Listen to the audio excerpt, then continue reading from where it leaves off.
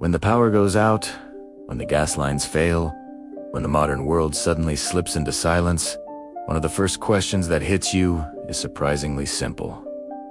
How do you cook? Where do you get heat? What can you build fast to keep your family fed? This wasn't a theory in the 1940s. Across the battlefields, in the bombed-out streets, in the occupied cities of World War II, soldiers, prisoners, and ordinary civilians all stared down the same problem. Find a way to cook with whatever scraps you had, or go hungry. Out of that desperation came some of the most ingenious stoves ever created. Today, we're rediving into those forgotten field-expedient stoves, the improvised tools that saved countless lives.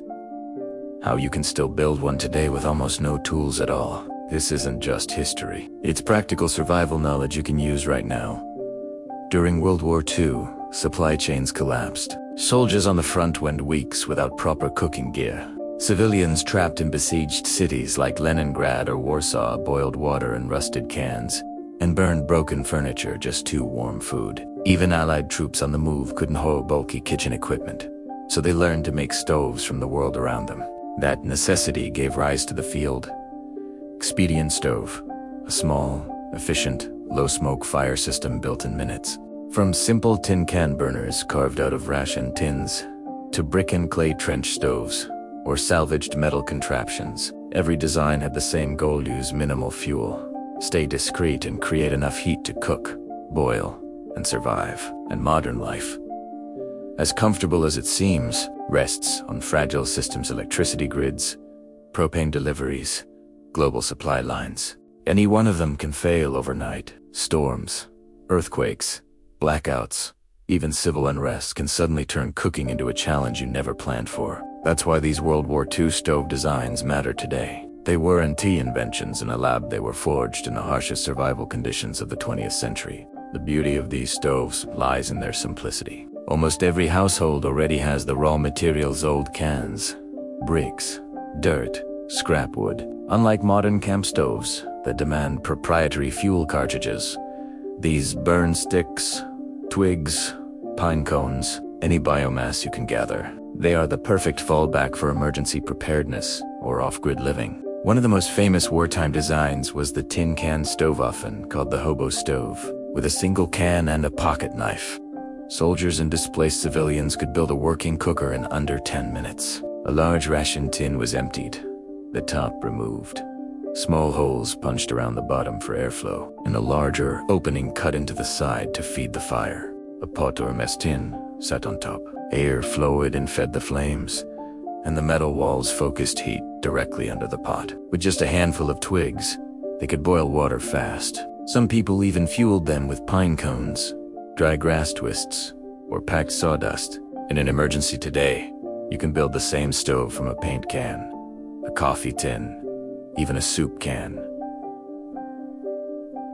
For a compact version. Simple, fast, effective.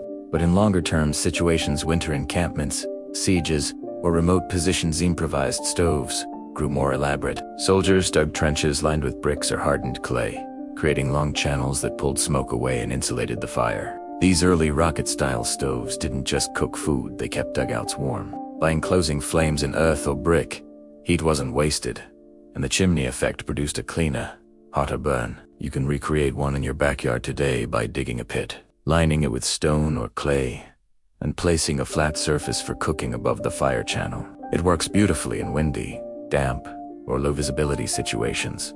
Another design widely used by scouts, partisans, and resistance fighters was the Dakota fire hole. Two small holes in the ground connected by a tunnel, one for fire, one for oxygen. The result, a concealed, almost smokeless fire that burns hot and steady. During the war, smoke was as dangerous as a flare, revealed your position instantly. Today, the same principle is perfect for discreet, fuel-efficient outdoor cooking. Small flame, minimal smoke, protected from wind, with excellent heat output.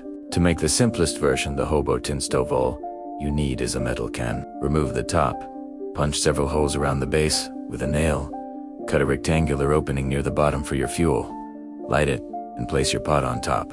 That's Italiano. A World War II survival stove built in minutes. For the Dakota fire hole, dig 2 holes about a foot apart and connect them with a tunnel. Build your fire in one hole and let the other feed oxygen. Set a grill or flat stone above the flame. You now have a windproof, efficient fire ready for cooking. What makes these wartime stove designs timeless isn't the metal or the clay, it's the mindset behind them. Efficiency beats size. A tiny controlled fire can cook just as well as a bonfire while using a fraction of the fuel. Concealment matters. Smoke attracts attention, whether from enemies during war or curious neighbors during a crisis. And resourcefulness is everything. The people of World War II didn't wait for perfect conditions or fancy tools. They adapted the scraps around them into life-saving equipment. As modern preppers, survivalists, or simply lovers of history, we can learn from their resilience. Build a stove now, when times are calm. Practiced with simple tools. Understand how fire behaves, because when emergencies strike, knowledge beats gear every single time. The stoves of World War II weren't pretty, but they worked. They kept families alive in blockaded cities, gave warmth to freezing troops, and helped displaced people survive with almost nothing. Their designs remind us that survival doesn't rely on expensive equipment. It relies on skill, creativity, and the willingness to adapt. So the next time you see an old tin can or a pile of bricks, don't see junk, see